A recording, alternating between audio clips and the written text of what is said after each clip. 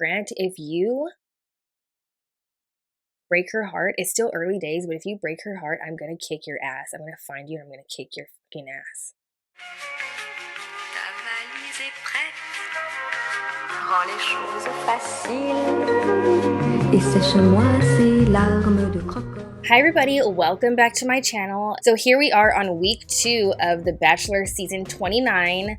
If you have not already, please take a moment to subscribe to my channel if you're interested in these reality TV commentary videos. I've been trying to change the direction of my channel, so if you're interested in these types of videos, please subscribe and leave me a comment down below so that way I know you guys are enjoying this content. Thank you to everybody who commented on my last video because this is very new to me and your comments mean everything. It's hard to go from like the niche that I was in to something totally different. Like your support actually it helps me to keep going and it encourages me to stay consistent. Without further ado, let's get into the recap now.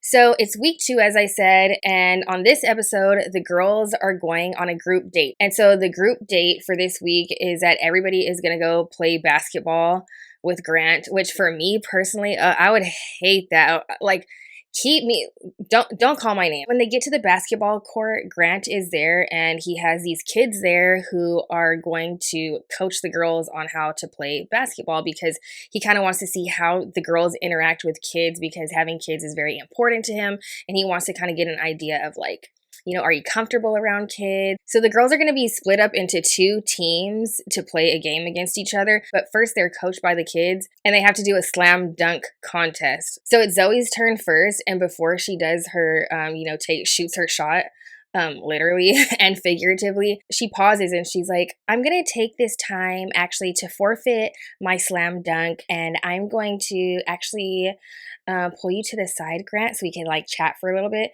And it's just so random. All the girls are kind of like, what the fuck, you know? I think Grant too was kind of like, okay. So she pulls him to the side and they go off somewhere and talk for a little bit just about like, I guess, you know, to have like a one-on-one conversation so she could get to know him and they could get to know each other. And then all the girls are just like, oh my gosh, that's so rude and so awkward because we're all just standing here waiting for them. And even the kids are kind of like, okay, so, when are they coming back kind of. And I think also a lot of the girls felt like it was just kind of rude and territorial in a way. And I guess most of them are trying to like generally play nice and be respectful, right? I just felt like it was just awkward. It was just socially awkward. It's like, read the freaking room. It's like Zoe was giving me like, you're not picking up social cues. You know what I'm saying? So then they come back and the girls are kind of all like miffed, you know, so they do their slam dunk little competition thing, and then the girls are split up into 2 different teams. It just so happens that there's like a short girls team and a tall girls team. The tall girls team, except for Beverly, she's I guess a short girl. There's Chloe, Zoe, Parisa, and Natalie. That's the purple team. And then the yellow team was Juliana, Allie Jo, Alicia, Serafina, and Vicky, right? So the game starts. And the purple team is obviously kicking their ass because it's basketball and they're all freaking tall. And then they start to kind of play dirty, which I love. Like I was like, oh my gosh, yes, that's what I would do. I would not follow any of the rules. I would be getting like fouls, red flags. Penalized left and right, okay? Allie Jo, she's like probably the most pissed off and the most spicy. We're gonna get to that a little bit later. She pushes Zoe down on the floor and I fucking loved it. It was just like, oh my gosh, yes! This is my type of reality TV. In the end, the purple team or the tall girls did win and then Chloe from that team got MVP. So later, Chloe and Grant are having like their one-on-one time. Meanwhile, when the other girls are all kind of sitting around in the house, Allie Jo calls out Zoe for pulling Grant to the side. And she's just like, all of us kind of want to talk to him and that was just rude of you to do. Like I said, for me, the biggest takeaway is just that it was just kind of like awkward, you know, and poorly placed. I feel like a lot of the girls are very much like, oh, you're not a girl's girl. Like that's, you know, they're very that. And on one hand, I get it, but then on another hand, I could kind of see Zoe's point of view because it's like, this isn't like the freaking Girl Scouts, okay? We're not like all just like here for each other. We're here for him. In a way, I do kind of get where Zoe was coming from. I feel like, yeah, there are no rules. All is fair in love and war. But Allie was like getting like really pissed off. I was like, oh my gosh, girl, like, And I must say that even though Zoe is like awkward as I feel like something's not clicking, okay? Like she can't read a room or something. I will say I commend her for standing on business. So bravo to you, Zoe. As awkward and weird as that was, like I have to hand it to you for at least standing on business. Like, oh, own your decisions, right? I love that for her. So Natalie goes and like has like a little one-on-one conversation with him and they share a kiss. And then Juliana, she's the Italian girl with like the cute family. He's giving her like a little hand massage and they're chatting and whatever. And like they share a kiss. And right as they finish kissing, basking in the essence of love, if you will, Zoe, bitch. Zoe like lurks around the corner. She's like, Grant, can I steal you away for a second? And it's like, you have got to be fucking kidding me. And he's just like, oh yeah, sure, whatever. And Juliana's just like, okay, like, what the fuck, bitch? Juliana walks back in the house and she's just like, what the fuck? She just like interrupted us. And you know, it's just weird. It's bizarre. When Juliana goes back in the house and tells the girls what happened, Allie Joe is honestly pissed off. Okay, she was already pissed off before. She's like very spicy. Okay, I love her personality coming out. Okay, I love the spiciness. And so she goes and then interrupts Zoe and Grant, and she's like, Grant, can I actually steal you for a second? And then Zoe has the audacity to say no when it's like, bitch, you've interrupted twice now. Okay, and you're not done yet for the night. Anyway, so Grant and Allie Joe like start talking and whatever. So then when Allie Joe and Zoe see each other back in the house, Allie Joe lets Zoe have it. She was just like, oh, all of us want to talk to him and da da da da da da. Like she was like going off and like I get it, but I will say that I do think that it was just like it was beginning to be a bit much. And also you could tell that a lot of girls looked like scared and uncomfortable at a certain point. Do you know what I mean? Have you guys ever experienced that? I'm the type of person like I have it within me to like pop off, okay? And also when somebody is like, you know, popping off like in front of me in my presence, I don't get scared because like that's kind of like how I grew up.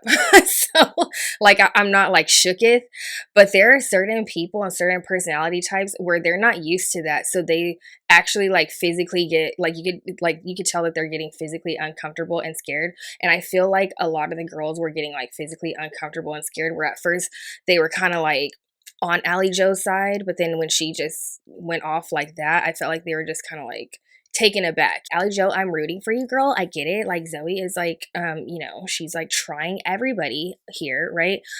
But like scale it back a little bit. And Allie Joe did say, you know, when she gets mad, like her jersey comes out, like, and I totally get it, but it was kind of a bit much. It's like you're literally on a freaking competition show to be with a guy. Like you're one of like freaking 25 girls or something.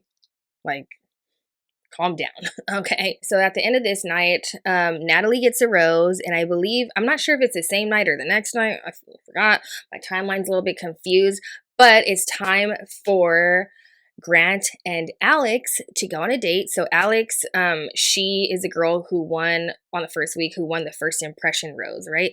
So they go on a date, and the date is at the Beverly Center. It's after hours, the mall shut down, and they are the only two in the mall with the camera crew, of course. They went into like different stores and just started like they shopped a little bit. They like jumped on bed. Like it was like a very like playful kind of date. And like Alex said, it was kind of like, you know, like when you're a kid and you might think of like, wouldn't it be cool to just like be in the mall at night and you can do whatever you want when it's like all shut down. It was giving that. It was very that. I have to say, I love their freaking vibe together. At one point during the date, they went into like a music store or something. And so he starts playing like a song on a keyboard and starts singing. To be honest, when it first started, I was kind of cringing a little bit. Like, but that's just me. Like I cringe at overly like romantic kind of things.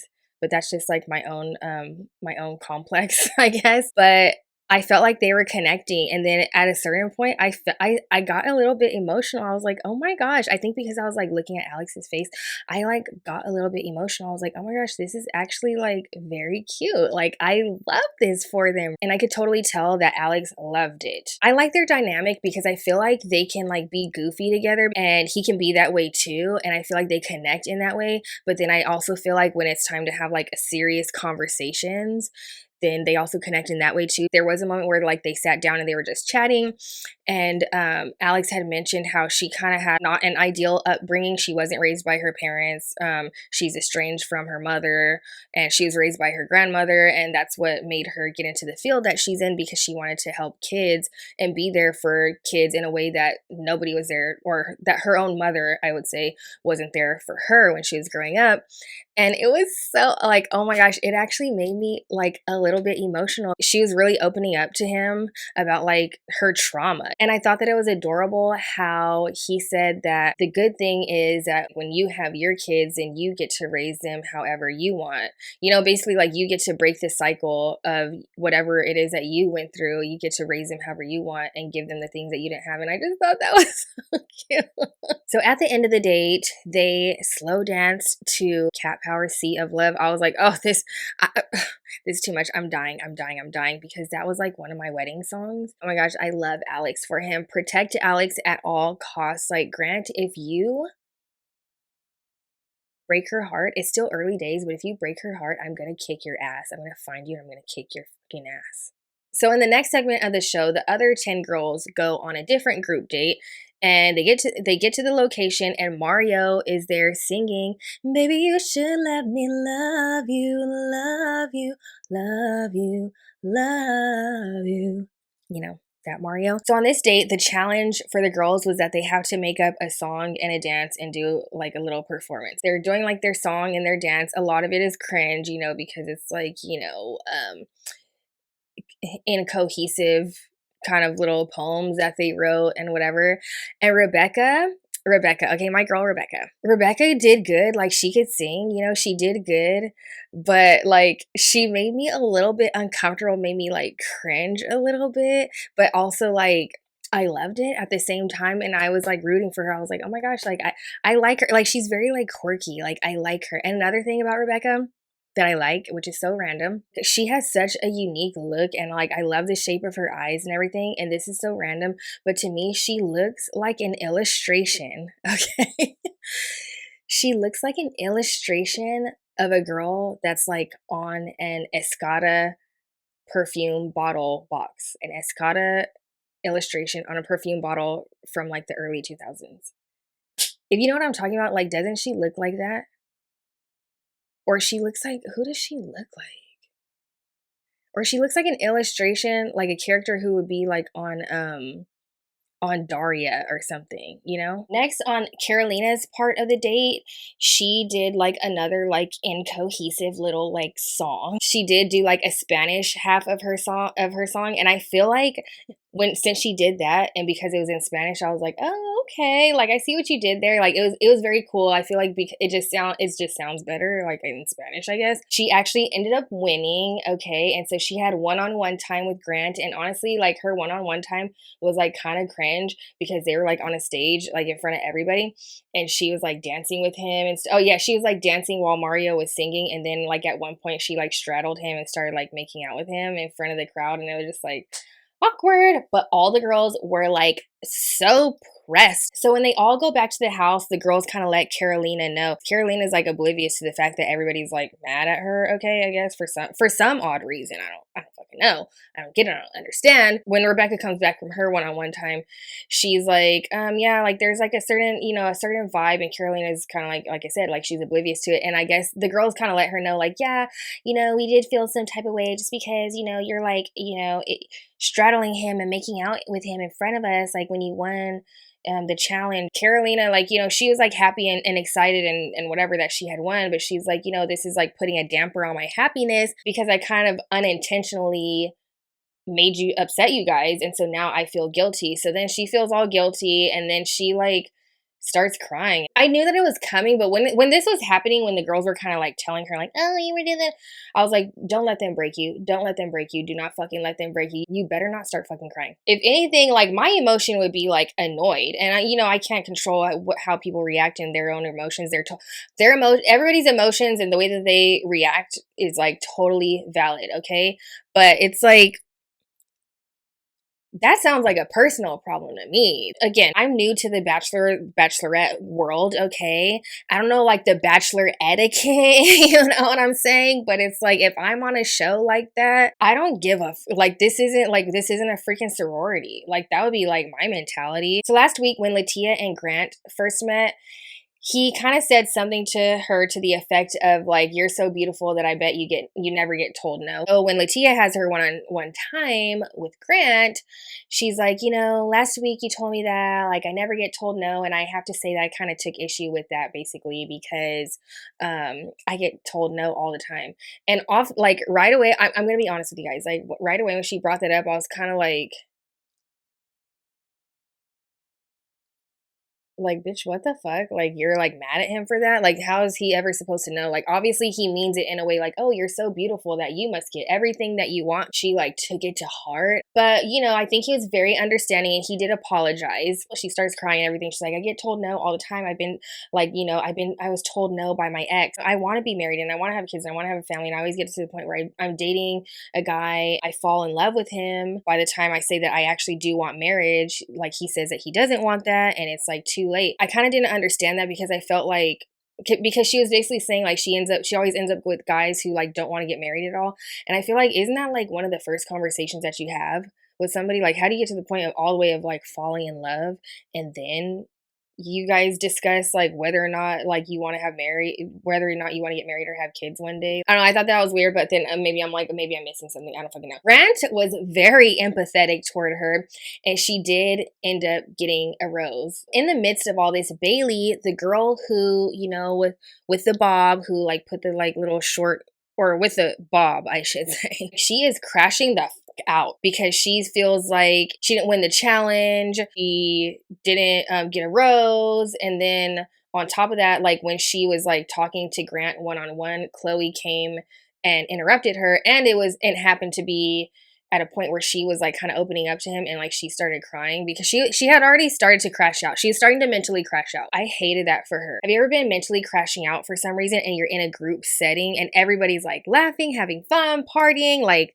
you know, happy-go-lucky, and you're crashing out for whatever reason and you just feel so alone? This is what you need to do when you're in that like type of situation. You need to retire, right? And I understand part of it is like you have to be out and social and connect with him and you know, like have these conversations and be on TV, I guess. But what I would do in that situation is I would go take a shower, cry in the shower, okay, let it all out in the shower, and then go to sleep it off, and then wake up the next day and revisit this whole thing. That's what I would do personally.